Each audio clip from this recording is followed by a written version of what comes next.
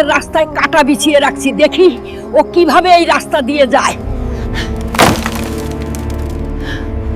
ইসলামের ইতিহাসে সেই বৃদ্ধা মহিলার কথা কার না জানা, যিনি প্রতিদিন আমাদের প্রিয় নবী মোহাম্মদ সাল্লাল্লাহু আলাইহি ওয়াসাল্লামের চলার পথে কাটা বিছিয়ে রাখতেন।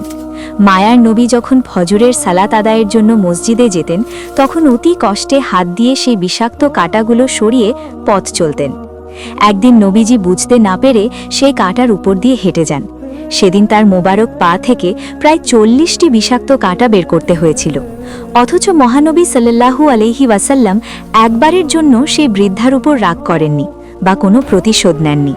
হঠাৎ একদিন নবীজি লক্ষ্য করলেন রাস্তায় কোনো কাঁটা নেই।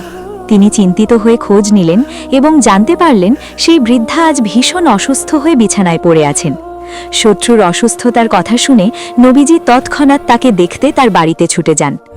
ভিডিওতে আপনারা যে পুরনো দালানটি দেখছেন, এটিই ছিল সেই বৃদ্ধার বাড়ি।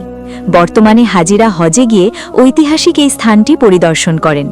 এই বাড়ির ঠিক কাছেই রয়েছে সেই পবিত্র মসজিদ, যেখানে নবীজি সাল্লাল্লাহু আলাইহি ওয়াসাল্লাম নিয়মিত নামাজ আদায় করতেন। নবীজির এই অসীম ক্ষমা ও মহানুভবতা দেখে সেই বৃদ্ধা লজ্জিত হন এবং ইসলাম গ্রহণ করেন। এটাই ছিল আমাদের প্রিয় নবীর চারিত্রিক সৌন্দর্য।